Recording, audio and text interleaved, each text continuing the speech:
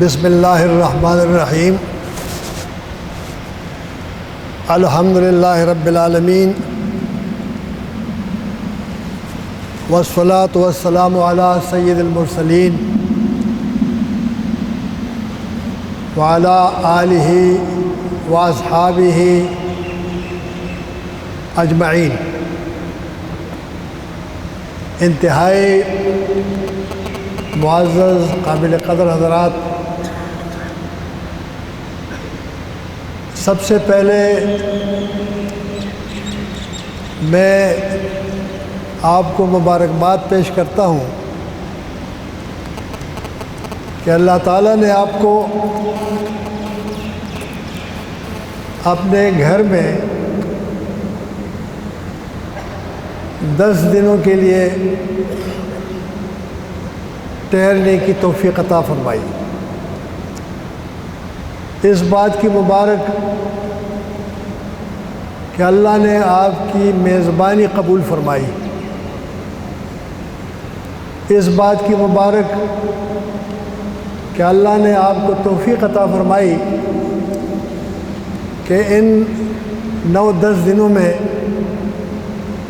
آپ انتہائی یکسوئی کے ساتھ اللہ تعالیٰ کے حضور اپنی عبادات، اپنی دعائیں، اپنی حاجات پیش کریں گے۔ معزز حضرات، یہ کوئی معمولی بات نہیں ہے کہ اللہ تعالیٰ نے اس لاکھوں کی آبادی میں کہ اپنی ضروریات چھوڑ کر، اپنے اہل خانہ سے جدا ہو کر انتہائی یکسوئی کے ساتھ اللہ کے گھر میں گوش نشین ہو جائیں۔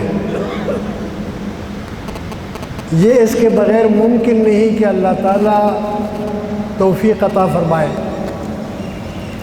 توفیق کا لفظ ہم کہتے ہیں، اس کے معنی یہ ہے کہ بندے کا ارادہ اللہ تعالیٰ کے ارادے کے ساتھ موافقت اختیار کر لے۔ توفیق یعنی موافق ہو جائے۔ قرآن کریم میں ارشاد ہے کہ ان ھذہ تذکرہ فمن شاء اتخذ الی ربہ سبیلا۔ یہ قرآن کریم ایک یاد دہانی ہے، ایک تذکرہ ہے، ایک نصیحت ہے۔ جو چاہے اس کے ذریعے سے اللہ تعالیٰ تک پہنچنے کا راستہ اپنائے، لیکن فوراً اس کے بعد ارشاد ہے کہ وَمَا تَشَاءُونَ إِلَّا أَن يَشَاءَ اللَّهُ۔ آپ چاہ ہی نہیں سکتے جب تک اللہ نہ چاہے۔ اس کا مطلب یہ ہوا کہ آپ کی جو چاہت ہے وہ اس وقت عملی شکل اختیار کر سکتی ہے جب اللہ تعالیٰ کی مشیت ساتھ مل جائے۔ آپ نے سنا ہوگا، ہم ہمیشہ جب اذان سنتے ہیں تو ہر فقرہ دہراتے ہیں۔ مؤذن کہتا ہے اللہ اکبر اللہ اکبر، تو ہم وہ دہراتے ہیں۔ اسی طرح وہ کہتے ہیں اشہد ان لا الہ الا اللہ، تو ہم وہ دہراتے ہیں۔ وہ کہتے ہیں اشہد ان محمد رسول اللہ، تو ہم وہ دہرا دیتے ہیں۔ لیکن جب وہ حی علی الصلاح کہہ دیتا ہے یا حی علی الفلاح کہہ دیتا ہے تو ہم اس فقرے کو نہیں دہراتے۔ ہم کہتے ہیں لا حول ولا قوت الا باللہ العلی العظیم، کہ اس نماز کی دعوت سننے کے بعد اگر میرے قدم مسجد کی طرف اٹھ رہے ہیں تو یہ صرف اس کی مہربانی ہے۔ لا حول ولا قوت، شر کا دفع کرنا، نیکی کی توفیق دینا، صرف اللہ تعالیٰ کی مہربانی ہے۔ اس میں میرا کوئی کمال نہیں ہے، اسی نے مہربانی کی، دل میں خیال ڈالا اور میں چل پڑا۔ تو معزز حضرات، سب سے پہلے تو یہ بات قابل مبارکباد ہے کہ آپ 9-10 دنوں کے لیے اہل خانہ سے جدا ہو کر صرف اور صرف اللہ کی رضا حاصل کرنے کے لیے یہاں گوشہ نشینی اختیار کر چکے ہیں۔ یہ گوشہ نشینی ماہ رمضان کا ایک تحفہ ہے، اور اس ماہ رمضان میں دن کا روزہ ہے، رات کا قیام ہے۔ یہ صیام و قیام مسلسل جاری ہے، اور روزہ وہ عبادت ہے جس کا اللہ نے ارشاد فرمایا کہ اس کا اجر میں دوں گا، ہر نیکی کا اجر 10 گنا اور ہوتے ہوتے 700 گنا اور سے بھی زیادہ، لیکن اس کا اجر بغیر حساب ہے روزے کا۔ خاص طور سے رمضان کے روزوں کی جو برکات ہے وہ آپ سنتے رہے ہیں۔ پھر یہ روزہ اتنی فضیلت کا حامل کیوں ہے؟ تو اس میں ہمارے علماء کرام نے لکھا ہے کہ اس کا اجر اس لیے سب سے زیادہ ہے کہ یہ بہت خفیہ عبادت ہے، بندے اور اللہ کے درمیان کا ایک راز و نیاز ہے، اس کو اور کوئی نہیں جانتا۔ آدمی بھوک سے نڈال ہے، پیاس سے جان بلب ہے، نہ ایک قطرہ پانی اندر جاتا ہے، نہ ایک نوالہ حلق سے نیچے اترتا ہے، صرف اس لیے کہ ہر وقت یہ احساس رہتا ہے کہ میرا رب مجھے دیکھ رہا ہے، میرا رب میرے ساتھ ہے، میری شہرک سے زیادہ قریب ہے، میرے دل میں گزرنے والے خیالات تک سے باخبر ہے۔ میں اگر خاموشی سے چپکے سے کسی جگہ جا کے کھاؤں پیوں یا دوسری سرگرمی میں مشغول ہو جاؤں تو کسی اور کو پتہ نہیں لگے گا اور میں روزہ دار گنا جاؤں گا، لیکن نہیں، روزہ دار کو احساس ہوتا ہے کہ گھر کا خلوت کدہ ہو یا کوئی بھی جگہ ہو جہاں کوئی دیکھنے والا نہیں ہو، وہاں ایک دیکھنے والی ہستی موجود ہے، اور وہ ہستی ہے جو میرے دل میں گزرنے والے سب خیالات سے باخبر ہے۔ تو پہلی بات یہ ہے کہ روزہ خفیہ عبادت ہے، بالکل خفیہ عبادت ہے۔ نماز میں مسجد میں جب بند آتا ہے لوگ دیکھ لیتے ہیں، مسجد میں نبی آئے تو حرکات سکنات سے دیکھنے والا معلوم کر لیتا ہے کہ یہ نماز پڑھ رہا ہے۔ یہی حال زکوٰۃ کا ہے کہ کم از کم ایک بندے کو تو معلوم ہو جاتا ہے کہ میں اس کو پیسے دے رہا ہوں۔ حج میں تو لاکھوں لوگ دیکھ لیتے ہیں، روزہ میں کسی کو پتہ نہیں لگتا۔ تو یہ ایک خفیہ عبادت ہے جس میں صرف رب کو پتہ ہے۔ دوسری بڑی بات یہ ہے کہ یہ رمضان کے روزے ایک طویل عبادت کا حصہ ہے، بڑی لمبی عبادت ہے، 720 گھنٹے ہیں، 30 دن مسلسل۔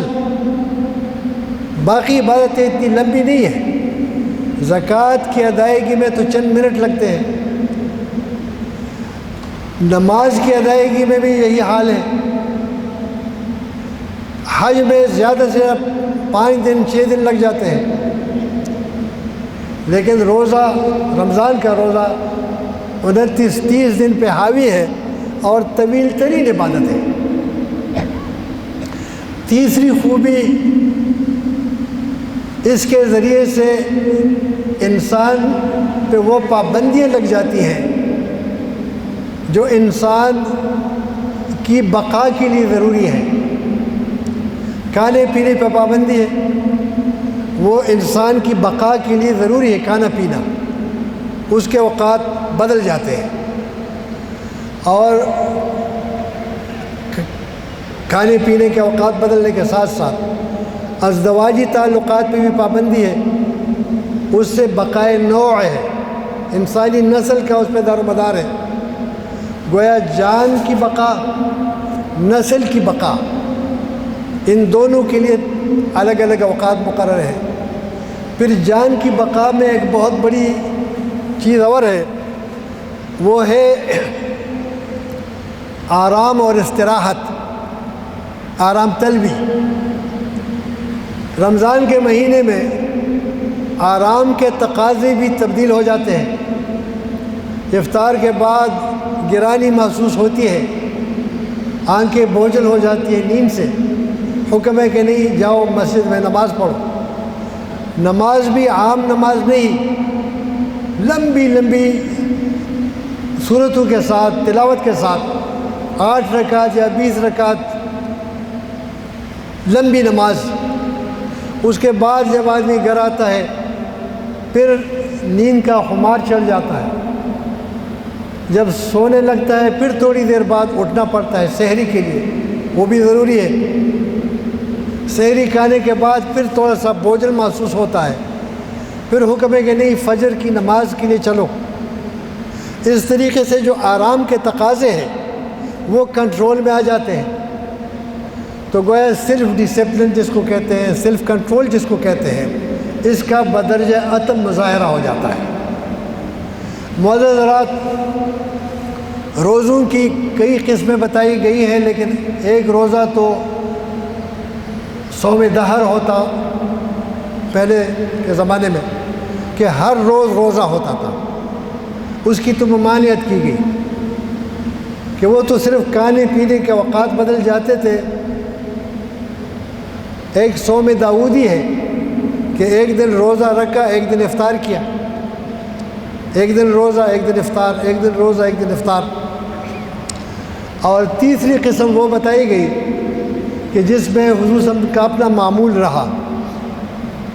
آپ کا مبارک معمول یہ تھا کہ پیر اور جمعرات کو روزہ رکھتے اور چاند کے حساب سے 13، 14، 15 تاریخ کو روزہ رکھتے۔ اس طریقے سے گویا سال بھر میں 1/3 حصہ یعنی 4 مہینے کے لگ بھگ روزے مکمل ہو جاتے تھے۔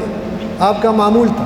شعبان میں ذرا زیادہ روزے رکھتے تھے، اور حساب لگایا گیا ہے کہ اگر پیر اور جمعرات کو ہم اندازہ لگا لیں تو 2 عیدوں کے موقع پہ روزہ رکھنا منع ہے، اور حج کے 3 دنوں میں ایام تشریق میں روزہ رکھنا منع ہے۔ تو اس طریقے سے یہ روزے اگر نکال لیں، یہ دن نکال لیں، تو تقریباً سال کا کہ 4 مہینے تقریباً روزوں میں۔ لیکن بہرحال جہاں تک رمضان کا تعلق ہے یہ فرض قرار دیا گیا، اور قمری حساب سے اس میں یہ فلسفہ ہے کہ ہر سال 10 دن کا فرق پڑتا ہے۔ اگر نومبر دسمبر والی بات ہوتی یا جون جولائی والی بات ہوتی تو مستقل گرمی میں یا مستقل سردی میں روزے آتے، لیکن یہ روٹیٹ کرتے ہیں، اور اس طریقے سے ہر موسم میں لمبے دنوں میں چھوٹے دنوں میں روزوں کا ثواب مل جاتا ہے۔ معزز حضرات، رمضان کے روزے آپ کو معلوم ہے، آپ نے فضائل سنے ہیں ہمارے محترم ڈاکٹر ضیاء الرحمن صاحب سے، دوسرے حضرات سے اس کی فضیلت سنی ہے۔ رمضان کے جو روزوں کا اصل مقصد ہے وہ ہے اپنا تزکیہ نفس، اپنے آپ کو پاک کرنا، پاک کرنے کی کوشش کرنا۔ یہ ایک لحاظ سے اسپریچول سروائیول کورس ہے، روحانی ارتقاء کا کورس ہے، روحانی ارتقاء کا۔ عام طور سے 4 الفاظ بولے جاتے ہیں، ان کا تھوڑا سا مفہوم میں عرض کر لوں۔ انسان کی پاکیزگی کے لیے ضروری ہے کہ سب سے پہلے تخلیہ ہو۔ تخلیہ کا مطلب ہے کہ جب آپ زمین میں کوئی کاشت کرنا چاہتے ہیں تو سب سے پہلے اس میں ہل چلا لیتے ہیں، تو جاڑ جنکار صاف کر لیتے ہیں، سارے کھیت سے وہ چن لیتے ہیں۔ اس کے بعد اس میں دانہ ڈالتے ہیں، تو خمریزی کرتے ہیں، پھر اس کی نگہداشت کرتے ہیں، پھر وہ ایک فصل کی شکل اختیار کرتا ہے۔ رمضان کے مہینے میں تقریباً یہی کوشش ہماری رہتی ہے کہ دل و دماغ میں جو باطل خیالات ہیں، غلط تصورات ہیں یا غلط عادات ہیں، ہم ان کی بیخکنی کر لیں، دل و دماغ سے ان کو اکھاڑ پھینکیں، اور پھر جو اچھے افکار ہیں، اچھے خیالات ہیں، روحانی پاکیزگی کے خیالات ہیں، وہ دل و دماغ میں بساتے چلے جائیں۔ اس لحاظ سے امام غزالی رحمۃ اللہ علیہ نے روزے کی 3 قسمیں لکھی ہیں۔ روزے کا پہلا درجہ یہ ہے جو عام ہم رکھتے ہیں کہ کھانے پینے سے اور ازدواجی تعلقات سے پرہیز کرنا، صبح صادق سے غروب آفتاب تک۔ تو جب ہم یہ کر لیتے ہیں تو ہمارا روزہ ہو جاتا ہے۔ ہم نے دن بھر نہ کھایا نہ پیا نہ ازدواجی تعلقات قائم کیے۔ ان کو مفطرات ثلاثہ کہتے ہیں، 3 چیزیں جن سے روزہ ٹوٹتا ہے۔ تو یہ عام روزہ ہے۔ اس سے اعلیٰ درجے کا روزہ جو خاص لوگوں کا روزہ کہلاتا ہے وہ یہ ہے کہ صرف وہ منہ اور پیٹ پہ پابندی نہ ہو بلکہ سارے جسم کے اعضاء پہ پابندی ہو۔ منہ پہ تو یہ پابندی ہو کہ صرف کھانا پینا ہی نہیں، اگر حلال چیز بنا ہے تو حرام چیزوں سے تو بدرجہ اجتناب ضروری ہے۔ اب منہ میں میری زبان ہے، اگر زبان میری دروغ گوئی سے، جھوٹ بولنے سے باز نہ آئے، زبان سے میں غیبت کرتا رہوں، زبان سے میں گالم گلوچ بکتا رہوں، زبان سے میں کسی پر الزام تراشی کرتا رہوں، زبان سے میں کسی کو دکھ اور ایذا اور تکلیف پہنچاؤں، تو یہ اس خاص روزے کی خلاف ورزی ہے۔ حضور صلی اللہ علیہ وسلم نے فرمایا کہ جو شخص جھوٹی بات ترک نہ کرے اللہ کو کوئی ضرورت نہیں کہ وہ کھانا پینا چھوڑ دیتا ہے۔ تو گویا زبان کی پابندی، نگاہ کی پابندی، نظر کی پابندی، کانوں کی پابندی کہ نظر غلط جگہ نہ پڑے اور کانوں سے غلط باتیں نہ سنی جائے، اس طریقے سے پیٹ پہ حرام یا مشکوک اور مشتبہ لقمہ نہ جانے پائے، اس کی حفاظت، باقی اعضاء کی حفاظت، ہاتھ سے کسی کو نقصان نہ پہنچے، پاؤں غلط جگہ نہ لے جائے۔ تو یہ اس پہلے والے درجے سے ذرا اعلیٰ درجے کا روزہ ہے۔ اور پھر خاص الخاص روزہ، خاص الخاص روزہ یہ فرمایا گیا کہ دل میں بھی کوئی غلط خیال نہ آنے پائے۔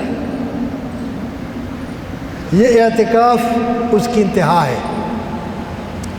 کہ آنکھ، کان، زبان، جسم کے اعضاء کے ساتھ ساتھ دل کی بھی حفاظت ہو۔ معزز حضرات، یہ سب چیزیں ہمارے دل کے راستے ہیں۔ جب ہم اللہ کے گھر میں قیام کر لیتے ہیں ہم ان پہ خود پابندی لگا لیتے ہیں اور پھر ہمتاً وقف ہو جاتے ہیں اللہ تعالیٰ کے خیال میں، اللہ تعالیٰ کے ذکر میں، اللہ تعالیٰ کے ساتھ لگاؤ میں۔ یہ اعتکاف ہے۔ اعتکاف کے لفظی معنی ہیں جم جانا، اپنے آپ کو کنفائن کر لینا، ڈیٹین کر لینا، روک لینا، اللہ کی عبادت کے لیے وقف ہو جانا، کمپلیٹ ڈیووشن کے ساتھ، مکمل ڈیڈیکیشن کے ساتھ، مکمل انہماک کے ساتھ، ہر طرف سے کٹ کر اسی ایک در کا دروازہ پکڑ لینا، اس کا نام اعتکاف ہے۔ اور آپ خوش قسمت ہے کہ آپ نے پورے اسلام آباد کی نمائندگی کی۔ یہ سنت کفائی ہے۔ اگر ایک شہر میں کچھ لوگ اس طریقے سے آپ کی طرح، تو پھر پورے شہر کی ذمہ داری ختم ہو جاتی ہے۔ آپ کو اللہ تعالیٰ نے چنا، نمائندگی دی پورے شہر کی، اللہ قبول فرمائے۔ معزز حضرات، یہ آخری عشرہ اعتکاف کا ہے، اور جیسے میں نے عرض کیا کہ یہ مکمل یکسوئی، مکمل انہماک، اس کے لیے اعتکاف ہے۔ اس کی ایک خاص وجہ ہے۔ اب تو جدید لوگوں نے تجربات کیے۔ یہ خلائی سائنسی ادارہ جو دنیا میں ناسا کے نام سے مشہور ہے، اس نے ایک تجربہ کیا۔ وہ نے کہا ہم جو خلا میں اسپیس شپ بھیجتے ہیں وہ یوں ہوتا ہے، آگے پیچھے ہوتا ہے، تو اس میں جو سیٹ پہ بیٹھا ہوا بندہ ہے وہ بھی قلع بازیاں کہتا ہے۔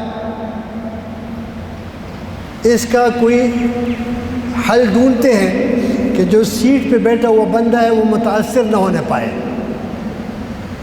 تو انہوں نے خاص قسم کے گاگلز بنائے، عینک بنائے، جس میں کان بھی اور آنکھیں بھی چھپ جاتی، اور پورا کور کرنے کے بعد اس میں خاص قسم کے جو شیشے تھے اس میں ہر چیز الٹ نظر آنے لگی، اپ سائڈ ڈاؤن۔ یہ تجربہ انہوں نے کیا، اور انہوں نے یہ اس لیے کیا کہ اس شخص کی سوچ کو بدل لے۔ اس تجربے کے نتیجے میں ان کو اجازت نہیں تھی کہ دن کے اوقات میں یا رات کے اوقات میں ان گاگلز کو اتار لیں، اجازت نہیں تھی۔ تو چنانچہ 24 گھنٹے وہ اسی حالت میں رہے۔ جب اس حالت میں رہے تو ان میں جو پہلا والا ایسٹروناٹ تھا، دن بھر ان کے بلڈ پریشر چیک ہوتے تھے، پتہ لگا کہ بہت بڑا بلڈ پریشر، اب کیونکہ ہر چیز الٹی نظر آ رہی تھی۔ لیکن 26 دن کے بعد پہلا والا بندہ، اس نے کہا جی اب مجھے سب چیزیں سیدھی نظر آ رہی ہیں، تھی الٹی، اس کو سیدھی نظر آنے لگی۔ اور پھر تقریباً 30-35 دن کے بعد جتنے لوگ منتخب ہوئے تھے سب نے کہا، یہاں آنکھوں سے کانوں سے ایک نیورل پاتھ بنا دماغ کو، اور دماغ نے اس کو ایکسیپٹ کر لیا، اور پھر وہ ایڈجسٹ ہو گئے۔ اس تجربے کا مقصد بتانے کا یہ تھا کہ جب آدمی اپنے آپ کو کنفائن کر لے اور ایک ہی چیز سوچتا رہے، اور پھر وہ جو چیز ہے وہ اللہ تعالیٰ کا کلام ہو، نورانی کلام ہو، اس کے نورانی اثرات وہ دل و دماغ میں ہر راستے سے جاتے ہیں، آنکھوں کے ذریعے سے، کان کے ذریعے سے، جسم کے ذریعے سے، جسم اس کے ساتھ ہلتا ہے ذکر کے ساتھ، تو ذہنی سوچ بدل جاتی ہے، جس کو ہم تطہیر فکر کہتے ہیں۔ فکر پاک ہو جانے لگتا ہے، اور پھر اس کے بعد تعمیر فکر شروع ہو جاتی ہے، سوچ کا موقع ملتا ہے، اور سوچ کے ساتھ ساتھ پھر مختلف تمام جو گزشتہ زندگی ہے اس کے واقعات اور آئندہ کے لیے منصوبے، یہ ان 10 دنوں میں خود بخود آنے لگتے ہیں۔ عام حالات میں نہیں ہوتی، عام حالات میں ڈسٹریکشن ہوتی ہے، توجہ ہٹتی جاتی ہے ادھر ادھر، لیکن ان 10 دنوں میں پوری یکسوئی، پورا انہماک ہو جاتا ہے، اور پھر اپنے ماضی، اپنے حال اور اپنے سب سے بڑے مستقبل کی فکر ہو جاتی ہے۔ معزز حضرات، ہماری یہ جو زندگی ہے یہ ایک خاص زندگی کا تسلسل ہے۔ سب سے پہلے قرآن کریم بتاتا ہے کہ ہماری روح پیدا ہوئی، آدم علیہ السلام کی پشت میں جتنے مخلوقات تھے ان کی روحیں پیدا ہوئی، اور اللہ نے ان سے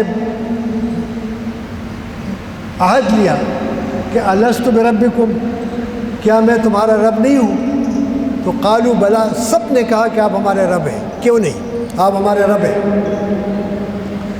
تو عالم ارواح میں ہمارا جسم نہیں تھا، ہماری روح تھی۔ اس کے بعد وہ روح منتقل ہوتی رہی مختلف شکلوں میں۔ وہ کسی نے کہا کہ اگر آپ ایک سیب کاٹ لیں تو سیب کے اندر جو بیج کے دانے ہیں وہ اگر گن لیں تو آپ گن سکتے ہیں۔ یہ کوئی بھی کر سکتا ہے کہ ایک سیب کے اندر کتنے بیج ہیں، لیکن اس ایک بیج میں کتنے سیب پوشیدہ ہیں۔ اس کے درخت لگاؤ، اس سے پلائیں گے، اس کے درخت لگاؤ، پلائیں گے، کروڑہا اربہا اس ایک بیج کے اندر، یہ کوئی نہیں جانتا۔ اس طریقے سے کوئی نہیں جانتا تھا کہ آدم علیہ السلام کی ذریت میں کتنی مخلوق پوشیدہ ہے۔ وہاں سے ملٹیپلائی ہوتے ہوتے قرآن نے فرمایا وَبَثَّ مِنْهُمَا رِجَالًا كَثِيرًا وَنِسَاءً، اسی بیچ سے ہم نے بے تحاشا بکثرت انسانوں کو پھیلایا، مردوں کو اور عورتوں کو۔ تو دوسرا سٹیج آیا ماں کے شکم میں زندگی، ہم سب اسی پروسیس سے گزرے ہیں۔ تو ہماری پہلی زندگی وہ روح والی زندگی تھی، اس کے بعد ہماری جسم کی زندگی شروع ہوئی ایک چھوٹی سی جگہ میں، 1 فٹ لمبی اور 6 چوڑی والی جگہ میں، شکم مدر میں ہماری زندگی شروع ہوئی۔ یہ دوسرا سٹیج تھا۔ اس کے بعد تیسرا سٹیج یہ ہے جس میں ہم موجود ہیں۔ اللہ نے ہمیں 9 مہینے کے بعد اس دنیا میں بھیجا جسم اور روح کے ساتھ۔ اب جو اس کے بعد سٹیج ہے اس کو عالم برزخ کہتے ہیں۔ اس میں ہمارا جسم تو ریزہ ریزہ ہو جائے گا، بوسیدہ ہو جائے گا، روح رہے گی۔ انسان کبھی فنا نہیں ہوتا، ایک دفعہ جب شروع ہوا ہے زندگی کبھی فنا نہیں ہوتی، حیات مسلسل ہے۔ انسان ازلی نہیں ہے، ایور سینس کا ہمیشہ ہمیشہ سے ہو، یہ صرف اللہ کی ذات ہے۔ باقی سب انسان ابدی ہیں، فنا نہیں ہوتے، کسی نہ کسی شکل میں زندہ رہتے ہیں۔ اقبال نے جو فرمایا تھا موت کو سمجھے غافل اختتام زندگی، ہے یہ شام زندگی صبح دوام زندگی۔ اور یہ فرمایا تھا کہ جو موت تجدید مذاق زندگی کا نام ہے، خواب کے پردے میں زندگی کے ایک پیغام، بیداری کے ایک پیغام ہے۔ تو معزز حضرات، اس کے بعد جو برزخ والا سٹیج ہے اس میں ہماری روحانی زندگی ہوگی، جسمانی زندگی آہستہ آہستہ ختم ہو جاتی ہے، مختلف بیکٹیریاز آ کے جسم کو ریزہ ریزہ کر کے ختم کر دیتے ہیں۔ اس کے بعد جو 5واں سٹیج آئے گا وہ سٹیج ہوگا جب جسم اور روح کا پھر اتصال ہو جائے گا، ہمیں پھر زندہ کر کے اٹھایا جائے گا۔ اور پھر اس کے بعد جو سٹیج آئے گا وہ ہمارا حساب کتاب ہوگا، محاسبہ ہوگا۔ قرآن نے فرمایا کہ محاسبہ ہوگا، لیکن صرف پاس فیل کا نہیں ہوگا۔ جو لوگ پاس ہوں گے ان کو انعام ملے گا، اللہ ہمیں ان میں شامل فرمائے، اور جو لوگ فیل ہوں گے ان کو سزا ہوگی، جزا اور سزا کا نظام ہوگا۔ وجہ یہ ہے کہ اس زندگی میں پورا بدلہ کسی کو نہیں ملتا۔ فرض کر لے میں تو عدالت میں ہوں، ایک چور نے چوری کی، کسی کا مال لوٹا، بہت بربادی کی، ہم نے اس کو 5 سال 6 سال 10 سال سزا سنا دی۔ اس شخص کا کیا بنا جس کا مال چوری ہوا ہے؟ اس کی تو تلافی نہیں ہوئی۔ اس بندے کو تو ہم نے سزا اس لیے دی کہ دوسرے لوگ چوری نہ کریں، لیکن جس کا مال چوری ہوا یا جس کے گھر میں کسی بہو بیٹی کی عزت لوٹی گئی یا جس کا بھائی باپ قتل کیا گیا، اس کا کیا مداوع ہوا؟ اس زندگی میں اس کی کوئی کمپنسیشن نہیں ہے، کسی شکل میں نہیں ہے۔ تو معزز حضرات، وہ دنیا اسی لیے ہے کہ کمپنسیشن ہو جائے۔ ایک آدمی ہے جو لاکھوں لوگوں کو تباہ کر لیتا ہے۔ جنگ عظیم، پہلی جنگ عظیم میں غلط فیصلے ہوئے، شراب کے ذریعے اثر، لاکھوں لوگوں کو مارا گیا، لاکھوں لوگوں کو۔ اور 1918 میں جب جنگ ختم ہوئی، 1919 میں انہیں شراب پہ پابندی لگا دی۔ ان کو محسوس ہوا کہ یہ ام الخبائث ہے، تمام خرابیوں کی جڑ ہے۔ امریکہ اور 9 اور ممالک نے پابندی لگا لی، جو 1933 میں پھر ختم کر دی۔ دوسری جنگ عظیم میں ایک بندے نے ساری دنیا کو لتاڑا، خاندان اجاڑے، بستیاں تباہ کر لی، پتہ نہیں کتنی کروڑوں لوگوں کو برباد کیا۔ لیکن جو شخص ذمہ دار تھا ان میں سے ایک بندہ، اس نے خودکشی کر لی، ہٹلر نے۔ مجھے، آپ کو یا جو لوگ، ان کو کیا ملا؟ تو اس لیے آخرت کا نظام قائم ہے کہ جو نیکوکار لوگ ہیں ان کو ان کا بدلہ ملے، انعام ملے، جس نے پاک زندگی گزاری، اچھی زندگی گزاری، کسی کو تکلیف نہیں دی، لوگوں کی مدد کی، بے آسرا بے سہارا لوگوں کا ہاتھ پکڑا، یتیموں کے سر پر ہاتھ پھیرا، بیواؤں کی دستگیری کی، وہ اور قرآن نے فرمایا حل یستوون، کیا یہ برابر ہو سکتے ہیں؟ تو معزز حضرات، وہ جو چھٹا سٹیج ہوگا حساب کتاب کے بعد، جو نیکوکار ہے، سورہ الحاقہ میں فرمایا گیا کہ دائیں ہاتھ میں ان کو عمل نامہ پکڑایا جائے گا، اللہ ہمیں ان میں شامل فرمائے۔ تو جب ملے گا تو قرآن عجیب منظر پیش کرتا ہے۔ پہلے والے میں تجھے فرماتا ہے کہ جو حساب کتاب ہوگا تو بدماش آدمی کہے گا ما لہذا الکتاب لا یغادر صغیرۃ ولا کبیرۃ الا احصاها، میرے عمل نامے کو کیا ہوا؟ اس نے تو ہر چھوٹی بڑی چیز ریکارڈ کر کے رکھی ہے۔ وَوَجَدُوا مَا عَمِلُوا حَاضِرًا، جو کچھ انہوں نے کیا ہے وہ حاضر پالیں گے۔ سورہ الحاقہ میں فرمائے کہ جب دائیں ہاتھ میں عمل نامہ ملے گا تو فرمائے گا ہاؤ مقرؤ کتابیہ، لوگوں کو کہ آؤ آؤ ذرا میرا والا دیکھ لو۔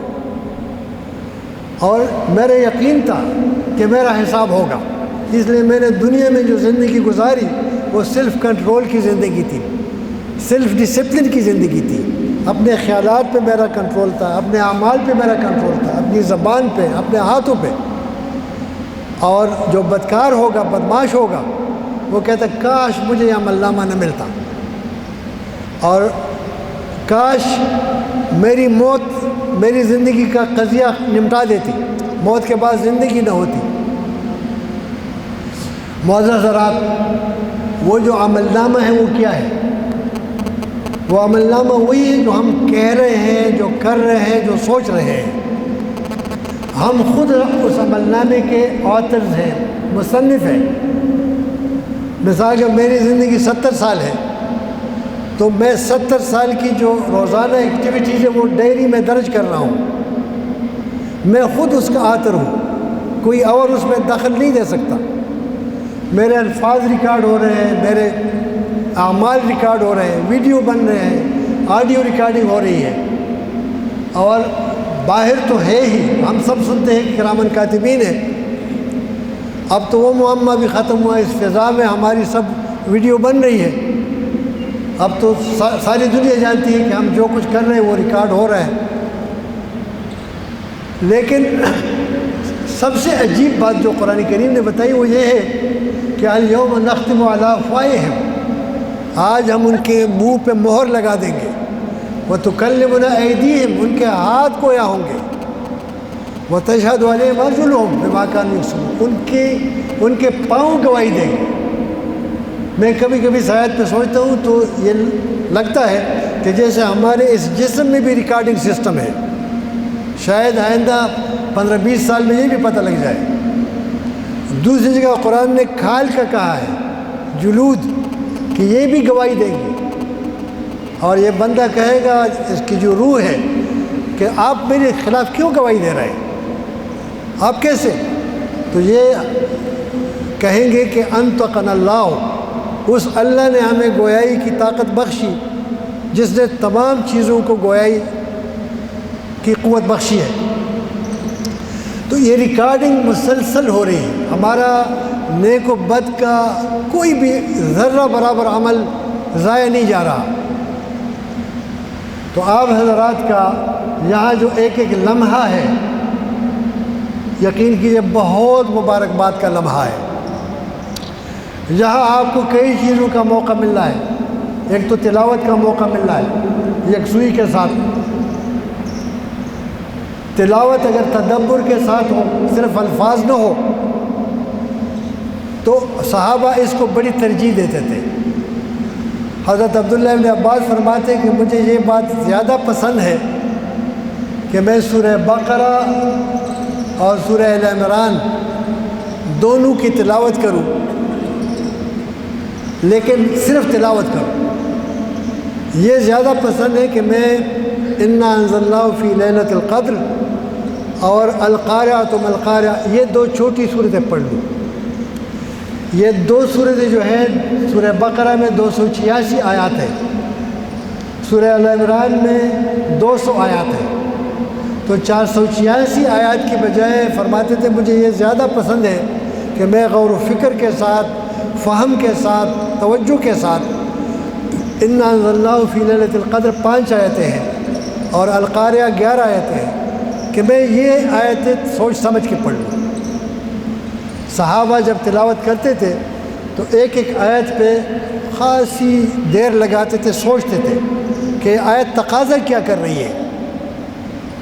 کبھی کبھی حضور صلی اللہ علیہ وسلم ایک دفعہ پوری رات اس آیت پہ گزاری، پڑھتے پڑھتے تھے، روتے تھے کہ ان تغفر لہم فانہم عبادک، اس سے پہلے کہ اگر آپ ان کو سزا دیں، اے اللہ بندوں کو سزا دے تو آپ قادر مطلق ہے، آپ ان کے خالق ہیں، آپ کو ہر اختیار حاصل ہے، لیکن اگر آپ بخش دیں تو آپ کی مہربانی ہوگی کہ انک انت العزیز الحکیم۔ ان تعذبهم فانهم عبادک وان تغفر لهم فانک انت العزیز الحکیم۔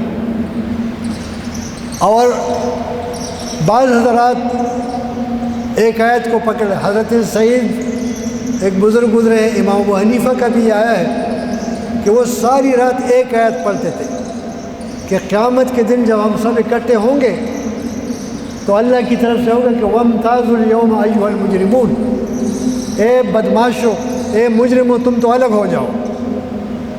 جرم کرنے والے کریمنلز کو کہا جائے کہ تم الگ ہو جاؤ۔ تو وہ سوچتے تھے، فرماتے تھے کہ پتہ نہیں جب یہ حکم ہوگا تو میں کہاں ہوں گا، فرشتے پکڑ پکڑ کے مجرموں کو الگ کریں گے تو میں کس گروہ میں ہوں گا؟ کیا اللہ کے جو کارندے ہیں، سپاہی ہیں، وہ مجھے اس گروہ میں رہنے دیں گے یا ان کے ساتھ گھسیٹ کے لے جائیں گے؟ جنتی لوگوں کے زمرے میں ہوں گا یا جہنمی لوگوں کے؟ تو وہ ایک آیات پہ سوچتے تھے۔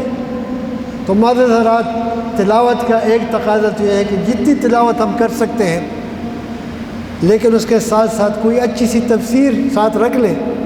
خاص صرف سورہ فاتحہ ہم ان 8-10 دنوں میں اگر نماز کے معانی ہمیں آ گئے، اور مجھے بڑی خوشی ہے کہ ہمارے محترم ڈاکٹر صاحب اہتمام کر رہے ہیں، ایک ایک چیز بتا رہے ہیں، تو نماز کے معنی بھی اگر ہمیں صحیح معنوں میں آ گئے کہ اس میں جو موتی پوشیدہ ہے، ہم اللہ کے آگے جو بات کرتے ہیں اس میں کیا کیا حکمتیں ہیں۔ معزز حضرات، ہم سبحانک اللہم سے شروع کرتے ہیں۔ میں صرف ایک بات کی وضاحت کروں۔ سبحانہ کے لفظی معنی ہم کہتے ہیں اے اللہ تو پاک ہے۔ کس چیز سے پاک ہے اس پہ ہم کبھی دھیان نہیں دیتے۔ ایک تو کپڑا پاک ہے، ایک یہ جگہ پاک ہے، ایک وہ دیوار پاک ہے، یہاں اس سے مراد وہ نہیں ہے۔ یہاں اس سے مراد ہے کہ اللہ تعالیٰ آپ ہر کمزوری سے پاک ہے، آپ کی قدرت کامل ہے۔ میں آگے آپ سے دعائیں مانگ رہا ہوں نماز میں تو آپ پاک ہیں۔ اے پروردگار، میں جو مانگ رہا ہوں آپ عالم اسباب کے تابع نہیں ہیں، نیچرل لاز آپ کے کنٹرول میں ہیں۔ آپ چاہیں تو آگ کو گلزار بنا سکتے ہیں جیسے ابراہیم علیہ السلام کے لیے بنایا، آپ چاہیں تو پانی کے نشیب کو روک سکتے ہیں جیسے حضرت موسیٰ علیہ السلام نے اس کے قوم کے لیے کیا، آپ چاہیں تو ایک چٹان سے اونٹنی پیدا کر سکتے ہیں، اور جتنے معجزات قرآن میں آئے ہیں وہاں اس کی تفصیل آئی ہے جگہ بجگہ۔ اور سب سے اچھی مثال میں دیا کرتا ہوں کہ 15واں پارہ شروع ہوتا ہے سبحان الذی اسریٰ بعبدہ، پاک ہے وہ ہستی جو اپنے ایک بندے کو راتوں رات لے گیا۔ سبحان الذی اسریٰ بعبدہ لیلا من المسجد الحرام الی المسجد الاقصیٰ، مسجد حرام سے مسجد اقصیٰ تک۔ اب بظاہر صرف اگر اتنا سفر بھی ہو رات کے ایک چھوٹے سے ٹکڑے میں، لیلن کا لفظ ہے، یہ اللہ تعالیٰ کاملہ کا سبحانہ سے اظہار ہے کہ بغیر کسی ظاہری ذریعے کے کائنات سمٹ گئی اور بیت المقدس سے آسمانوں پہ ماوراء الورا کائنات میں حضور صلی اللہ علیہ وسلم کو سیر کرائی، معراج کی، تو وہاں سبحانہ کا لفظ ہے۔ یہ بات چونکہ لوگوں کی عقل میں نہیں آ رہی تھی تو ابو جہل نے بڑا اعتراض کیا۔ حضرت ابوبکر صدیق راستے پہ جا رہے تھے، کہا آؤ بھائی ذرا سنو آپ کا دوست کیا کہہ رہا ہے، کہ کیا کہہ رہا ہے، کہ انہوں نے یہ فرمایا کہ میں یہاں سے بیت المقدس گیا اور وہاں سے پھر آسمانوں پہ گیا اور یہ تو 40 دن تو ہمیں لگتے ہیں کہ اونٹوں کو مارتے پیٹتے وہاں پہنچاتے ہیں بیت المقدس، 40 دن واپس ہی کے لگتے ہیں۔ وہ اوپر کی بات تو چھوڑ دیں، وہ حضرت ابوبکر صدیق تھے ایمانی کامل، انہوں نے کہا واقعی یہ کہا ہے، کہ ہاں یہی کہہ رہا ہے۔ فرمایا خدا کی قسم وہ کبھی غلط بات نہیں کرتے، وہ یقیناً گئے ہیں۔ اسی دن سے ان کا نام الصدیق پڑا، ابوبکر صدیق، تو انہیں تصدیق کری ایمان کی۔ معذرات سبحانہ میں یہ معنی پوشیدہ ہے کہ اللہ چاہے تو کچھ بھی کر سکتا ہے، اللہ چاہے تو ہر چیز کو اسباب کے تابع کر سکتا ہے، اسباب کریٹ کر سکتا ہے، وہ مسبب الاسباب ہے۔ تو ہم سبحانہ سے نماز شروع کرتے ہیں اور درمیان میں ہم التحیات للہ والصلوات والطیبات کا، جس کے معنی یہ ہے کہ میری زبانی عبادت التحیات للہ خالص اللہ کے لیے ہے، والصلوات میری بدنی عبادت اللہ کے لیے ہے، والطیبات میری مالی عبادت اللہ کے لیے ہے۔ بعض حضرات ایک فلسفی شوپنہاور تو اس نے لکھا ہے کہ انسان کے پاس یا تو پرسنلٹی ہے یا پراپرٹی ہے۔ پرسنلٹی کا مطلب یہ ہے کہ سر سے لے کر پیر تک، ٹاپ ٹو ٹو۔ تو نماز میں ہم اللہ کے ساتھ یہ اقرار کرتے کہ اللہ تعالیٰ میں پورا کا پورا آپ کا ہوں۔ پرسنلٹی کا مطلب ہے کہ واٹ یو آر، اور پراپرٹی کا مطلب ہے کہ واٹ یو ہیو۔ اس جسم سے باہر جتنا کچھ ہے وہ میری پراپرٹی ہے، میرا گھر، میرا مکان، میری گاڑی، میری کوئی اور ملکیت والی۔ تو نماز میں ہم اقرار کرتے ہیں کہ اللہ تعالیٰ میں سب کچھ آپ کا ہوں، میں بھی اور میرا مال و متاع بھی۔ اس لیے حضور نے فرمایا کہ نماز مومن کا معراج ہے، وہ انتہائی ڈیووشن کے ساتھ سب کچھ اللہ کے آگے پیش کر رہا ہے۔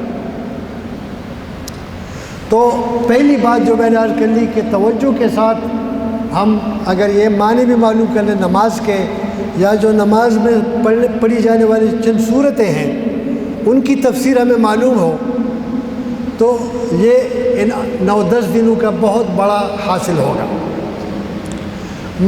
دوسری بات دعا کی ہے، اور دعا خاص طور سے لیلۃ القدر کی۔ دعا اللہ سنتا ہے، اللہ قبول کرتا ہے، آپ جو بھی مانگیں گے اللہ تعالیٰ دیتا ہے، وہ اس کا وعدہ ہے۔ رمضان کے روزوں کے لیے قرآن کریم میں 4 آیتیں آئی ہیں، تو پہلی 3 آیتوں کے بعد ایک آیت درمیان میں آئی ہے، اور اس کے بعد پھر 5ویں آیت رمضان کے متعلق ہے۔ جو 4تھی آیت درمیان میں آئی ہے وہ یہی ہے کہ وَإِذَا سَأَلَكَ عِبَادِي عَنِّي قَرِيبٌ، یہ رمضان کے مہینے کی آیات ہے کہ جب میرے بندے آپ سے پوچھتے ہیں تو ان کو بتا دے انی قریب، میں ان کے بالکل قریب ہوں۔ اجیب دعوت الداعی اذا دعان، میں دعا کرنے والے کی دعا قبول کرتا ہوں جب وہ مانگتا ہے، اس کا وعدہ ہے، اس کا وعدہ ہے۔ رمضان کے ساتھ خصوصی طور پر اس لیے فرمایا کہ رمضان میں انسان اللہ کے قریب ہوتا ہے، سارا دن اسی کی خاطر بھوکا پیاسا رہتا ہے، تو وہ سنتا ہے اور خود فرماتے ہیں کہ ادعونی استجب لکم، آپ مجھ سے دعا طلب کر لیں میں قبول کروں گا۔ یہ شرط نہیں لگائی کہ اگر یہ دعا ہوگی تو نہیں، یہ دعا ہوگی تو نہیں قبول کروں گا، اتنی ہوگی تو نہیں کروں گا۔ جو بھی آپ کی دعا ہے وہ قبول فرمائے گا۔ قبولیت کی مختلف شکلیں ہیں۔ قبولیت کی شکلیں یوں 4 نعمتیں اللہ تعالیٰ کی ہیں، 4 قسم کی۔ ایک نعمت اللہ تعالیٰ کی ہے نعمت توفیق، ایمان کی توفیق عطا فرمائے، نیکی کی توفیق عطا فرمائے۔ دوسری ہے نعمت عصمت، گناہوں سے بچائے، یہ تو خیر ہمیں حاصل ہے الحمدللہ۔ جو دوسری 2 نعمتیں ہیں وہ ذرا توجہ سے سننے کی ہے۔ ایک نعمت نفع ہے کہ مجھے پازیٹیولی کچھ چیز حاصل ہو، میں اگر ملازم ہوں تو مجھے ترقی ملے، میں اگر غریب ہوں تو مجھے مال ملے، میں اگر مریض ہوں تو مجھے صحت ملے، میرا بچہ بے روزگار ہے تو اس کو روزگار ملے، یہ کچھ حاصل ہو جاتا ہے، نعمت نفع مل جاتا ہے۔ ایک ہے نعمت دفع کہ اللہ مصیبتوں سے بچائے، وباؤں سے، بلاؤں سے، تکلیفوں سے، پریشانیوں سے، مقدمات سے، الجھنوں سے۔ یہ جو چوتھی نعمت ہے یہ بہت اہم ہے۔ لوگوں کے پاس اربوں کروڑوں روپے ہوتے ہیں نعمت نفع کے لحاظ سے، نعمت دفع نہیں ہوتی، ادھر دھکے کھا رہے، ادھر دھکے کھا رہے، ادھر دھکے کھا رہے، مصیبتوں میں، پریشانیوں میں، مشکلات میں گرا رہتا ہے، ذہنی سکون نہیں ہوتا، رات کو نیند نہیں آتی، دن کو چین نہیں۔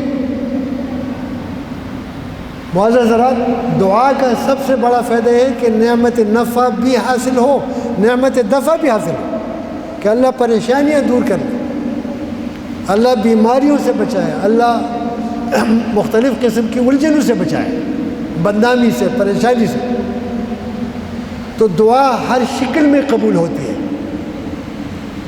اور لیلۃ القدر تو آپ کو معلوم ہے، قرآن نے خود فرمایا کہ لیلۃ القدر خیر من الف شہر۔ یہ جو لیلۃ القدر ہے یہ 1000 مہینوں سے بہتر ہے۔ ان 10 دنوں میں وہ آ رہی ہے وہ رات، اللہ ہم سب کو نصیب کر لے۔ 1000 مہینے اس سے بہتر ہے، اس کے برابر نہیں، بہتر ہے۔ 1000 مہینے ہے 83 سال 4 مہینے۔ تو اگر وہ لمحہ مل جائے تو اس کا مطلب پوری زندگی کا نقشہ بدل گیا، وہ ایک لمحہ۔ اس سلسلے میں ہمیشہ ایک واقعہ، اسلام آباد کے H8 قبرستان میں ایک بزرگ دفن ہے، اور جب آپ ادھر سے جاتے ہیں تو جو آخری والا گیٹ ہے چوک کے ساتھ، یا شفا اسپتال کی طرف سے آتے ہیں تو پہلا گیٹ رائٹ کو جو آتا ہے، پہلا والا، اس کے اندر اگر آپ چلے جائیں تو 5-6 قبریں گن کے، پیچھے 5-6 قبریں گن لیں تو اس شخص، اس بزرگ کی قبر ہے، اس کا نام ہے مولانا عبد المعبود، قبر پہ لکھا ہوا ہے۔ اور اس قبر کے ساتھ ایک چبوترا ہے، ایک قبر کی جگہ خالی CDA نے الاٹ کر لی تھی اور اس پہ لوگ بیٹھ کے دعا کر سکتے ہیں۔ وہ واحد قبر ہے جس کے ساتھ ایک قبر کی جگہ چبوترا بنا ہوا ہے۔ اس بزرگ کی کہانی یہ تھی کہ یہ 1822 میں پیدا ہوئے، 1822 میں۔ 1857 کی جنگ آزادی میں انہوں نے حصہ لیا، جہاد میں۔ دیوبند کے مدرسے میں 25-30 سال پڑھاتے رہے۔ 1965 تک 65 حج کر چکے تھے، اور اس کے بعد اور بھی حج کر لیے۔ مزے کی بات یہ کہ یہ 1985 میں فوت ہوئے، تو 1822 کے بعد 1922 میں نہیں، 1985 میں فوت ہو گئے۔ 162 سال پلس اس کی زندگی رہی، 162 سال سے زیادہ۔ خبر پہ لکھا ہے 162 سال۔ اس کی حالت یہ تھی کہ یہ دانت 3 دفعہ گرے اور پھر دوبارہ آئے، ہمارے تو 1 دفعہ کے بعد نہیں آتے۔ داڑھی اور یہ بال کئی دفعہ سفید ہو جاتے پھر کئی دفعہ کالے ہو جاتے ہیں، ریسائکلنگ۔ بینائی آخر وقت تک ٹھیک رہی، اور یہ تقریباً 70-80 کے لگ بھگ حج کی سعادت ملی۔ تو اس سے انٹرویو لیا شورش کشمیری نے کہ جناب عالی آپ کو اتنی بڑی سعادت ملی ہے، اتنی لمبی عمر ہے، صحت کے ساتھ کوئی پرابلم آپ کا نہیں ہے، لوگ تو 60 سال کے بعد ڈکے شروع ہوتا ہے، نیچرل ڈکے، فطری طور، یہ کیا بات ہے؟ تو انہوں نے فرمایا کہ میں ایک دفعہ رمضان کے آخری عشرے میں اعتکاف میں تھا، دعا کر رہا تھا، تو یکدم مجھے ظلمتوں میں ایک چمک نظر آئی، جیسے وہ خاص لمحہ مجھے محسوس ہو کہ یہ تو وہی لمحہ ہے۔ میں نے درازی عمر صحت کے ساتھ دعا مانگی،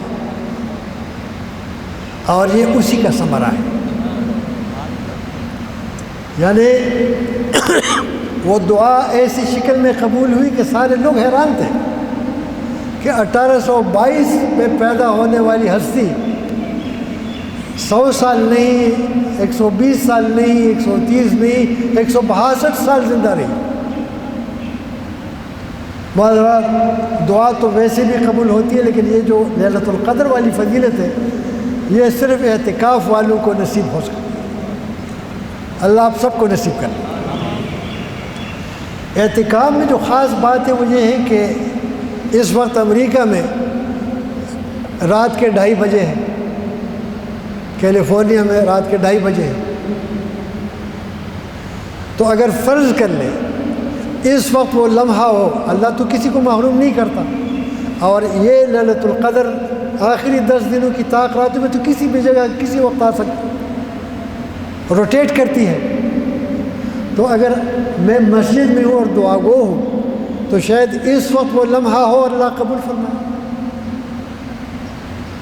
دن رات میں وہ لمحہ بار بار گردش کر رہا ہے، تو اگر 10 دن میں کنفائن رہا ایک خاص جگہ میں، اپنے آپ کو ڈیٹین کیا، اپنے آپ کو ایک خاص جگہ میں جما دیا، تو شاید وہ لمحہ مجھے مل جائے۔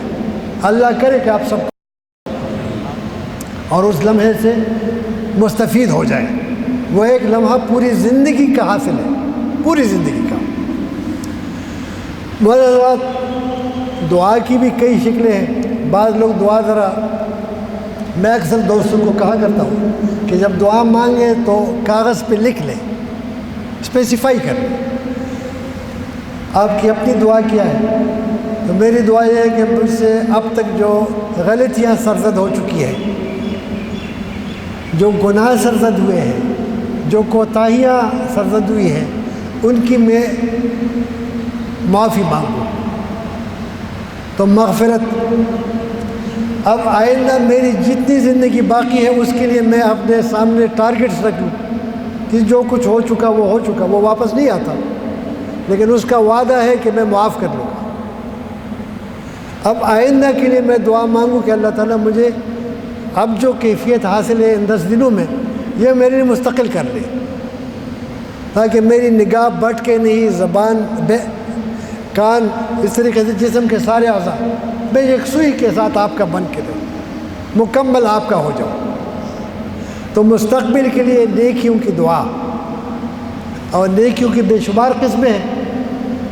میں اگر مالدار آدمی ہوں تو میرے لیے پھر زیادہ مواقع ہیں۔ قرآن کریم نے اس پہ بہت زیادہ زور دیا ہے کہ اگر آپ کے پاس پیسے ہیں تو اللہ کی رضا کے لیے دے دیں۔ اللہ نے خود تو 2.5% فرض کیا ہے زکوٰۃ کی شکل میں، لیکن صحابہ کرام نے تو ایسی مثالیں قائم کی ہیں کہ جواب نہیں ملتا۔ ایک دفعہ ایک آیت نازل ہوئی کہ اللہ کو قرضہ دو، تو جب یہ آیت نازل ہوئی تو ایک صحابی ہے جس کا نام آپ نے بھی نہیں سنا ہوگا، یعنی صحابہ تو بڑے اونچے درجے کے، یہ غیر معروف صحابی ہے۔ یہ آیا کہ حضور اللہ ہم سے قرض مانگ رہا ہے؟ جی ہاں، ہم سے قرض مانگ رہا ہے۔ کہ ٹھیک ہے، میرا وہ باغ ہے، فارم ہاؤس ہے بہت بڑا، وہ میں اللہ کو قرض دے رہا ہوں۔ فٹافٹ چلے گئے، مکان کے باہر سے بیوی کو آواز دی کہ دہ دہ کی ماں فٹافٹ نکلو۔ خاتون نے اندر سے آواز دی کہ کیا بات ہے؟ انہوں نے کہا بس اللہ، یہ مکان میں نے سارا باغ واغ میں نے اللہ کو دے دیا۔ وہ خاتون نے یہ نہیں کہا کہ آپ کا دماغ خراب ہوا، نعوذ باللہ، کیا ہوا، ہم کیا کریں گے؟ انہوں نے کہا دہ دہ کے باپ، آپ نے بہت اچھا سودا کیا، میں ابھی نکل آئی۔ یہ وہ لوگ تھے جن کا نام بھی ہم نے نہیں سنا، جو نام سننے والے وہ تو ان کی ایثار، ان کی قربانی تو لاجواب ہے۔ آیت نازل ہوئی کہ لن تنالوا البر حتی تنفقوا مما تحبون، آپ نیکی کے کمال تک نہیں پہنچ سکتے جب تک کہ محبوب چیز کو خرچ نہ کریں۔ حضرت طلحہ آئے کہ حضور میرا یہ باغ ہے، مجھے اپنے تمام باغوں میں یہ سب سے زیادہ پسند ہے، یہ میں اللہ کو دے رہا ہوں۔ دوسرے صاحب تشریف لائے کہ جی مجھے یہ گھوڑا بہت پسند ہے، یہ میں اللہ کو دے رہا ہوں۔ اللہ مانگ رہا ہے، یہ دیا بھی اللہ نے ہے۔ سورہ بقرہ کی ابتدائی آیت میں ہے کہ وَمِمَّا رَزَّقْنَاهُمْ يُنْفِقُونَ، جو ہم نے ان کو دیا ہے اس میں وہ دیتے ہیں، یعنی دیا ہم نے ہے۔ اور اس کا وعدہ دوسری جگہ ارشاد فرمایا کہ اگر آپ دیں گے تو میں اور دوں گا۔ یمحق اللہ الربا، اللہ سود کو مٹاتا ہے، ویربی الصدقات، صدقات کو بڑھاتا ہے۔ حضور صاحب نے حضرت ابو ذر کو فرمایا کہ انفق انفق علیک، آپ نفقہ کریں، آپ کے اوپر اللہ مہربان ہوگا، وہ آپ کو دے گا، مزید دے گا، مزید دے گا، کمی نہیں آئے گی۔ یہ مال کا شکر ہے، لئن شکرتم لازیدنکم۔ تو معذرہ فیوچر کے لیے ایک تو ہمارا یہ ہو کہ میرے پاس جو کچھ ہوگا ہر مہینے میں اس میں اللہ کے نادار اور غریب بندوں کو میں دیتا رہوں گا ان کے ساتھ۔ دوسرا یہ کہ اگر میرے پاس علم ہے، میرے پاس کوئی عہدہ ہے، میں تیری رضا کے لیے اس کو استعمال کروں گا، تاکہ قیامت کے دن اگر میں جنت جا رہا ہوں اور اس کو دوزخ کے فرشتے کھینچ رہے ہوں تو مجھے تکلیف نہ ہو، وہ بھی میرے ساتھ ہو۔ جنت کی نعمتوں میں ایک بڑی نعمت جو اللہ نے ارشاد فرمائی ہے، اس کا ذکر فرمایا ہے کہ وہ سب کو اکٹھا کرے گا، خاندان والوں کو، اور اکٹھا کرنے کی شکل یہ ہوگی کہ ان میں جو سب سے اعلیٰ درجے کا بزرگ ہوگا ان سب کو اپ گریڈ کر کے اس کے پاس لے جایا جائے، اور یہ سب سے بڑی نعمت ہوگی، فیملی لائف، اچھے لوگ، اچھے۔ تو معذرات، اعتکاف کے دوران فیوچر پلاننگ کے لیے یہ بھی ایک بڑا لازمی جز ہے جس پہ ہماری اکثر نگاہ نہیں جاتی۔ یہ جو میں نے عرض کیا دعا کا، دعا رہگان نہیں جاتی، اور اس کی ایک مثال ملتی ہے کہ حضرت عبداللہ ابن زبیر، حضرت مصعب ابن زبیر اور حضرت عروہ ابن زبیر، یہ تین بھائی تھے۔ یہ حضرت زبیر کے بیٹے تھے جو عشرہ مبشرہ میں تھے۔ ان تین بھائیوں نے مل کے ایک دفعہ دعا مانگی کہ میں دعا مانگوں گا، آپ اس پہ آمین کہہ دیں۔ یہ ہم یہاں بھی کر سکتے ہیں، دو چار دوست مل کے دعا مانگے، آمین آمین آمین۔ ایک بھائی نے دعا مانگی کہ اللہ تعالیٰ مجھے حجاز کی حکومت عطا فرمائے، عبداللہ ابن زبیر رضی اللہ عنہ۔ دوسرے دو بھائیوں نے آمین کی۔ دوسرے بھائی نے اپنے نکاح کی بات کی، آمین کہی، ان کی دعا قبول ہو گئی جیسے مانگی تھی۔ حضرت عروہ نے دعا مانگی کہ اللہ تعالیٰ مجھے تقوی عطا فرما، علم، فہم اور تقوی۔ اب اس کی دعا کیسے قبول ہوئی اس کی مثال دی گئی ہے، کیونکہ وہ سیاسی آدمی نہیں تھا تو، اور حضرت عمر کے دور کے آخر میں پیدا ہوا تھا، تابعی تھا، تو اس وقت کے جو حکمران تھے وہ ان کا بڑا لحاظ کرتے تھے، سیاسی وجوہات نہیں تھی. تو عبد الملک ابن مروان جو اس وقت کے حکمران تھے اس نے ان کو دعوت دی، چلے گئے.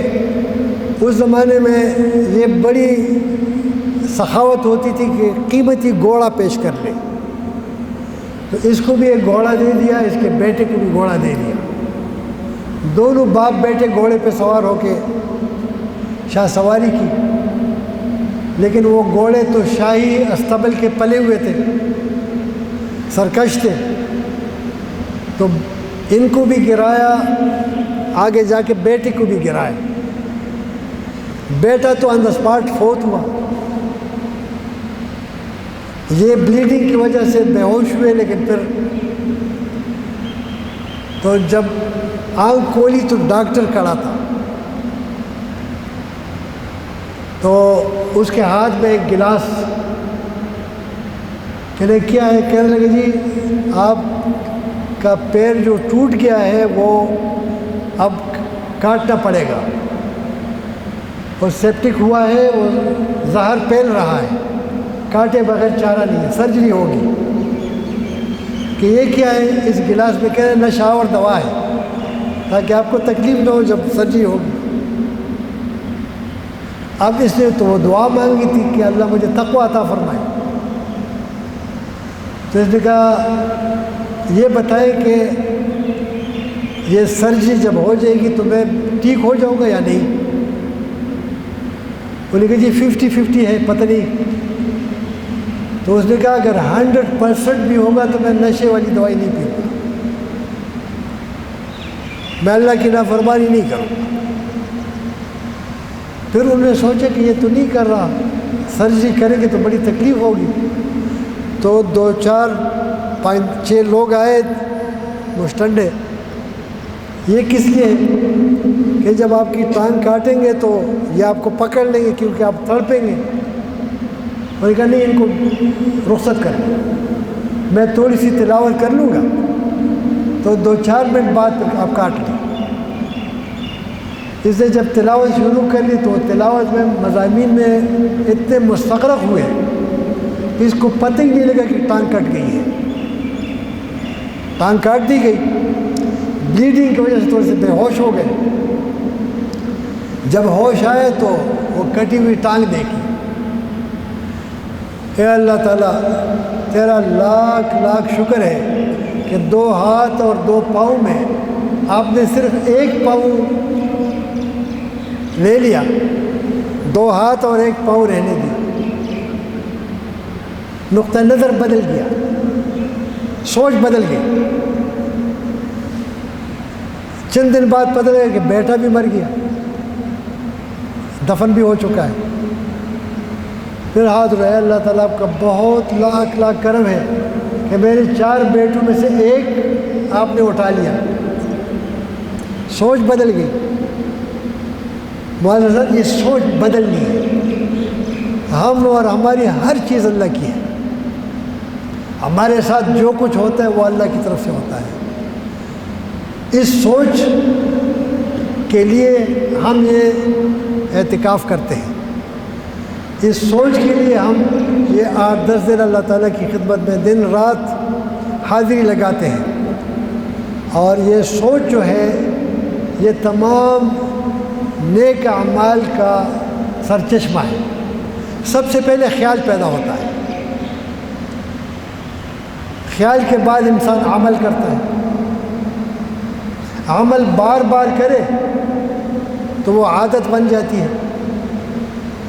عادات اچھی بن جائے تو اچھی سیرت، اچھا کردار وجود میں آتا ہے. شروع خیال سے ہوئی تھی، بات خیال سے شروع ہوئی تھی، خیال سے عمل، بار بار ایک عمل ہم کریں گے تو وہ عادت بن جاتی ہے. اچھی عادت ہو تو اچھا کردار بن جاتا ہے. اسلام یہاں تبدیلی چاہتا ہے. یہ ہمارے عقیدے کیا ہے؟ آمنت باللہ. یہ یہاں ایک فکر جماتے ہیں بار بار، اور وہ فکر جب عمل کی شکل میں بار بار اختیار کرتے ہیں. اور آخری بات بہت حضرات ہماری یہ زندگی جو ہے یہ ساری کی ساری اگر 80 سال فرض کر لیں تو یہ 29,200 دن بن گئے. 29,200 دن. ہم کیلکولیٹ کر لیں کہ ہماری کتنی زندگی گزر گئی اور فرض کر لیں میکسیمم اگر ہو تو 80 سال میں کتنے دن باقی ہے. اب ہم نے ٹائم مینجمنٹ اس کے لیے کرنا ہے کہ 24 گھنٹوں کو ہم کیسے گزار لیں. اعتکاف کے بعد شیڈول کیا ہو کہ اس میں ضروری کام بھی ہم کریں, دنیا کے بھی کا بھی حرج نہ ہو. اس کے لیے ایک بڑا خوبصورت فارمولہ کسی نے دیا تھا, امام غزالی نے اس کو پھر انڈورس کر لیا. پہلا سوال یہ تھا کہ آپ فرض کر لیں کہ آپ کی زندگی کے 10 سال باقی ہیں. مرنا تو ہے لازماً, کل نفس ذائقۃ الموت. تو اگر میری زندگی کے 10 سال باقی ہیں تو میں کیا کیا کروں گا؟ مکان بناؤں گا تو یہ کروں گا, تو یہ کروں گا, یہ کروں گا. تو اس کے بعد اگر یہ دوسرا سوال کہ 5 سال کی بجائے فرق ہے میری زندگی کا 1 سال باقی ہے. آج 28 مئی ہے تو اگلے سال 28 مئی 2020 کو میں مروں گا. اسی وقت 2:45 بجے میرا جنازہ اٹھے گا. پھر میں کون کون سے کام کروں گا؟ 1 سال ہے میرے پاس. تیسرا سوال یہ کہ فرض کر لیں آپ کہ 1 مہینہ باقی ہے, 28 جون کو میرا جنازہ اٹھے گا. پھر میں کیا کروں گا؟ اور پھر یہ کہ میرے پاس صرف 24 گھنٹے ہیں, کل اس وقت میرا جنازہ اٹھے گا. تو فرماتے کہ ان سوالات پہ غور کر لیں. فرماتے کہ ایسا تو لازماً ہوگا کہ کسی کی زندگی میں 5 سال باقی ہے, کسی کی زندگی میں 1 سال, کسی کی زندگی میں 1 مہینہ, کسی کی زندگی میں صرف 1 دن رات. وہ فرماتے جو آخری وقت میں آپ کام کرتے یہ سب سے زیادہ اہم ہوگا.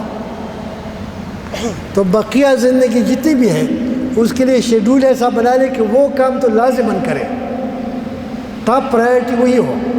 تمام کاموں کو پرائرٹائز کر لیں, priority A B C D جو بھی ہو. میں اکثر مثال دیتا ہوں کہ کورٹ کی طرف سے بلیک وارنٹ ایشو ہوتا ہے, ڈیتھ وارنٹ, کہ کل صبح 5 بجے اس شخص کی پھانسی ہوگی.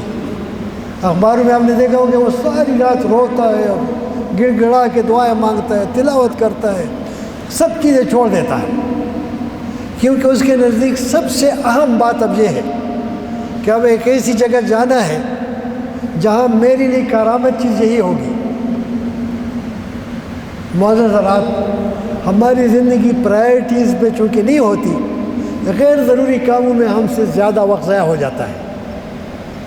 امریکہ کی ایک مثال بتاتے ہیں کہ ایک شخص نے ٹکٹ لیا, ہوائی ٹکٹ لیا نیو یارک سے بوسٹن جانے کے لیے. 4 بجے کی فلائٹ تھی. تو 4 بجے کی فلائٹ پکڑنے کے لیے ایئرپورٹ چلا گیا. وہاں دیکھا کہ ویٹ مشین ہے. تو اس نے سوچا کہ ابھی تو ٹائم ہے تو تھوڑا سا میں اپنا وزن کر لوں. تو وزن کی مشین پہ جب کھڑا ہوا تو ایک کارڈ نکل آیا. اس کارڈ میں تھا, انگریزی میں لکھا تھا کہ یور نیم از جان جانس, تیرا نام جان جانس ہے, تیرا وزن 180 پاؤنڈ ہے اور تو 4 بجے کی فلائٹ سے بوسٹن جا رہا ہے. تو اس شخص نے سوچا کہ اس مشین کو کیسے پتہ لگے, تو جادو ہے. چلیے وزن تو ٹھیک ہے, تو میرا نام, میری فلائٹ کا نمبر یہ کیسے معلوم ہوا؟ چلیے اس مشین پہ جاتا ہوں. دوسری مشین پہ گیا, وہاں پھر ایک کارڈ نکلا کہ یور نیم از اسٹل جان جانس, تیرا نام اب بھی جان جانس ہے, تیرا وزن بھی 180 پاؤنڈ ہے اور تو فلانے جہاز پہ جا رہا ہے, 4 بجے کی فلائٹ بوسٹن جا رہا ہے. اس نے کہا وہ مجھے خیال نہیں ہے, وہ بورڈنگ کارڈ وغیرہ کوٹ میں رکھا ہوا تھا, یہ میں اتارتا ہوں, اس دوسری مشین کے پاس چلتا ہوں. وہ اتارا, وہاں اس مشین, وہاں بھی یہ آیا, لیکن وہاں ایک عجیب بات آئی. اس نے کہا جی آپ کا نام اب بھی جان جہاز ہے, آپ کا وزن اب بھی 180, لیکن آپ فلائٹ مس کر گئے, فلائٹ مس کر گئے. ان غیر ضروری کاموں میں اس کو خیال نہیں رہا کہ میرا وقت ضائع ہو رہا ہے. معزز حضرات, ہم سب اسی طریقے سے ایک فلائٹ مس کر چکے ہیں. ریئلائز جب ہوتا ہے تو پتہ لگتا ہے کہ کون کون سے موقع ہم نے ضائع کیے, کتنے خوبصورت مواقع آئے جن سے ہم نے فائدہ نہیں اٹھایا, غیر ضروری کاموں میں الجھے رہے. اللہ نے آپ سب کو توفیق عطا فرمائی ہے. یہ اس اعتکاف کا سب سے بڑا فائدہ ہے کہ ہمیں آپ سب کو غور و فکر کا موقع مل گیا کہ کیا کھویا کیا پایا, اور آئندہ کیا کرنا ہے, کیا لائحہ عمل ہوگا. اس 24 گھنٹے کی زندگی پر ہمارا سب کچھ موقوف ہوتا ہے. قائد اعظم کے پاس بھی یہی 24 گھنٹے تھے, اور اس کے ملازم کے پاس بھی 24 گھنٹے تھے. امام غزالی کے پاس بھی 24 گھنٹے تھے, اور بڑے بڑے جو نمرود اور فرعون تھے ان کے پاس بھی 24 گھنٹے تھے. کس نے وقت کیسے گزارا, اس سے زمین و آسمان کا فرق پیدا ہوا. اور اس سلسلے میں یہ بات آپ کی خدمت میں پیش کروں گا درخواست کی شکل میں, کہ چونکہ پاکستان 27 رمضان المبارک کو وجود میں آیا تھا جیسا آپ سب نے سنا ہے, لیکن یہ شاید کم دوستوں کو معلوم ہو کہ 14 اگست کو کیسے پاکستان بنا. انگریز جب جا رہے تھے تو پاکستان کے لیے 15 تاریخ مقرر تھی. 15 اگست, 14 اگست انڈیا کے لیے تھی. 14 اگست انڈیا کے لیے آزادی کی تاریخ تھی. لیکن وہاں جو جوتشی تھے, نجومی تھے, ذائچہ بنا کے انہوں نے کہا جی انڈیا کے لیے 14 اگست منحوس ہے. تو زبردستی انہوں نے کہا کہ خیر ہے ایک دن ہم بعد میں آزاد ہو, پاکستان کو پہلے آزاد کر لیں. ان کو معلوم نہیں تھا کہ یہ 27 رمضان المبارک 14 اگست 27 رمضان المبارک کو پڑا. تو اللہ تعالیٰ کی مہربانی سے ہمیں یہ ملک اسی تاریخ کو ملا, اسی لیلۃ القدر میں.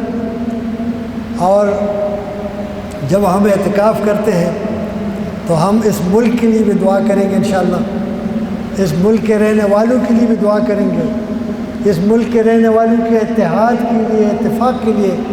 اغیار ہمیں لڑانا چاہتے ہیں آپس میں, یا مسلک کے اعتبار سے یا زبان کے اعتبار سے, وہ پیچھے نہیں ہٹے ہیں, ڈیوائڈ اینڈ رول اب بھی کر رہے ہیں. لیکن ہمیں ثابت کرنے کہ ہم ایک ہیں, ہم ایک امت محمدی ہیں, ایک ہی اللہ, ایک ہی پیغمبر کے ماننے والے ہیں. ہمارا مسلک کوئی بھی ہے, ہم پاکستانی ہیں, ہم مسلم ہیں. علامہ اقبال کے الفاظ پہ میں بات ختم کروں گا کہ منفعت ایک ہے اس قوم کی, نقصان بھی ایک, ایک ہی سب کا نبی, دین بھی, ایمان بھی ایک, حرم پاک بھی, اللہ بھی, قرآن بھی ایک, کچھ بڑی بات بھی ہوتے جو مسلمان بھی ایک. اور فرمایا ایک ہو مسلم حرم کی پاسبانی کے لیے, نیل کے ساحل سے لے کر تا بخا کے کاشغر.